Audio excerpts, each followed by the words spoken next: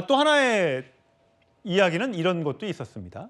함 대변인, 김갑수 문화평론가입니다. 주로 좌파 왼쪽 지정에 있는 분들을 많이 대변하는 그런 평론가인데 문화평론가입니다. 나훈아 씨를 향해서 비열하다, 중립행보 아닌 피해간답시고 한 발언이고 그 또래 노인들은 왜 그럴까? 7080 노인들의 일반적인 정서 이렇게 얘기를 했어요. 참 이 말을 듣고 너무나 슬펐습니다. 왜 항상 이렇게 사실 어떻게 보면 7080 그 노인 세대 어르신들을 이렇게 폄하하는 발언을 서슴지 않을까 이런 생각이 들고요. 어떻게 보면 나와 생각이 다르기 때문에 내 생각대로라면 이거는 뭐 지식인이고 그러지 않을 경우에는 그냥 노인이다. 이렇게 얘기하는 것 자체가 사실 이해가 가지 않고요. 또 나훈아 씨는 어떻게 보면 이제까지 정말 가왕으로 불릴 만큼 그렇게 많은 정말 팬들을 거느리고 있는 그런 정말 문화계의 그래도 어른이시잖아요.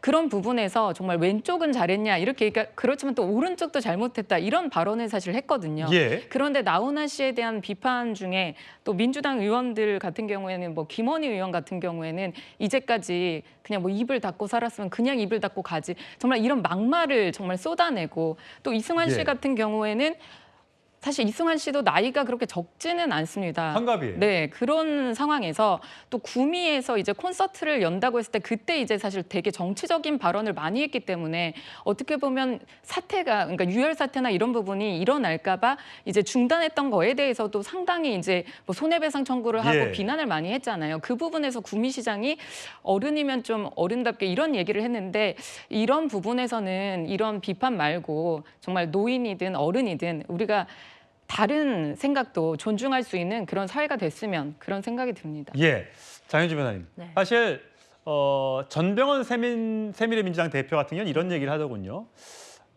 나훈아 씨가 부른 노래 중에 엄니라는 노래가 있습니다. 이게 5.18의 희생자들을 위해서 부른 노래라고 하는데 과거에 만들었는데 그러니까 본인이 5.18 민주묘지에 갔다 오면서 작사 작곡을 한 노래인데 네. 당시에는 이거를 틀지 못하고 있다가 이게 2000년대에 들어서 이게 불렸는데 제목이 노래가 그래요. 엄니 엄니 어째서 불렀었소 눈앞에 나 있는디 어째 날 불렀었소 이런 내용이었는데 네. 이런 거 얘기할 땐 민주당이 또 칭찬하고 좋아하다가 또 본인들한테 좀 불리한 얘기가 나오면 또 특달같이 달려들어서 비판하는 이런 거는 좀 너무한 것 아니야? 라고 지적을 하더군요.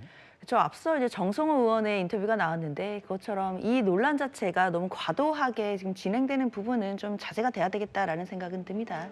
그런데 일단 민주당 입장에서는 특히 이제 야당 쪽의 입장에서는 물론 나훈아 씨가 했던 이야기들, 그러니까 뭐 왼쪽은 너는 잘했냐 이 얘기가 결국에는 뭐 여야 간의 협치가 있어야 된다라는 취지로 들리긴 합니다. 다만 이건 평상시라면 너무나 당연한 얘기였을 것 같습니다. 그러나 지금은 비상계엄 사태와 그 이후에 내란 혐의로 대통령이 수사를 받고 있는 상황이다라고 한다면 사실상 지금은 옳고 그름의 문제를 따질 때가 아닌가. 결국 양비론으로 갈 것이 아니라 옳고 그름으로 어떤 것이 옳았고 어떤 것이 그른지를 지금 지적을 해야 되는 상황이기 때문에 지금 상황에서 이 양비론 자체에 동의하기 어렵다라는 취지로 보이거든요. 예. 그렇기 때문에 사실 이 부분에 대해서는 이미 수사기관에서 수사를 하고 있고 탄핵 심판이 진행 중이니까요. 그 부분들을 또 차분하게 기다려보면 될 것이고 과도한 또 논쟁이 되는 것은 좀 지양해야겠다 생각됩니다. 김 교수님, 사실 민심이 굉장히 두둥강이 나 있지 않습니까? 한남동 관저 앞에 집회 가도 누구 지지해? 누구 지지해? 이게 정말 무슨 신탁, 찬탁, 반탁 이거 할 때 1945년, 48년으로 돌아간 것 같은 느낌이 들 정도입니다. 누구에 대해서 말을 하지 않으면 왜 말을 안 해? 또 말을 하면 왜 그렇게 말해? 이게 너무 지금 만연이 돼서 이게 과연 정상적으로 세상이 굴러가고 있나라는 걱정이 듭니다. 맞습니다. 극단적인 진영 논리하고 극단적인 양극화 정치가 지금 너무 판을 치고 있고요. 아시겠지만 민주주의, 자유민주주의의 가장 기본이 관용의 정신이라고 그러지 않습니까? 이 톨레랑스라는 것은 나랑 같은 생각이 절대 아니지만 당신의 그 다른 생각을 말할 수 있고 표현할 수 있는 자유를 내가 목숨을 걸고 지킬 수 있는 자비로움과 관용이 있어야만 민주주의는 작동하는 겁니다.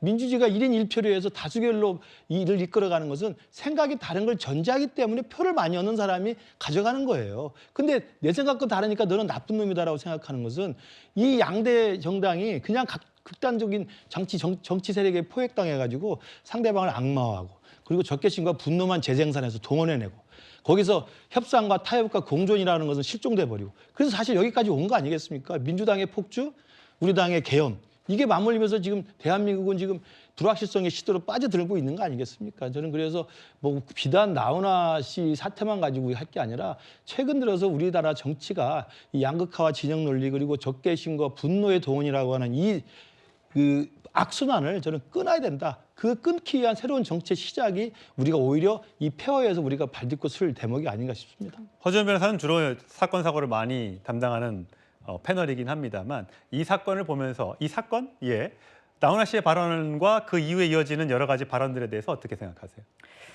저는 지금 가장 문제점이 뭐냐면 일단 정치가 너무나 사법화되고 있다. 그리고 그 과정에서 사법적인 판단의 법과 원칙에 의해서 판단이 되어야 될 일도 너무나 많은 진영 논리에 함몰되고 있다라는 생각이 듭니다. 진영 논리가 함몰된다는 것이 극단적인 어떤 진영 논리가 왜 위험하냐면 결국에는 갈라치기와 분열을 가져오기 예. 때문이거든요. 정치의 본질은 해답을 찾아가는 것에 있다는 생각이 드는데 그렇다고 하면 방법론적에서는 다를지라도 같은 목적을 가지고 모두가 같은 배에 타고 있다고 생각해야 되는데 이러한 반대를 위한 반대 그리고 처벌을 위한 처벌 이런 논리들은 결국에는 같이 예. 타고 있는 배를 침몰하게 하는 그런 모습이 될 수도 있다는 예. 생각이 들어서 이런 부분은 우리 정치권에 좀 새겨야 하는 것이 아닌가 하는 생각이 듭니다. 예.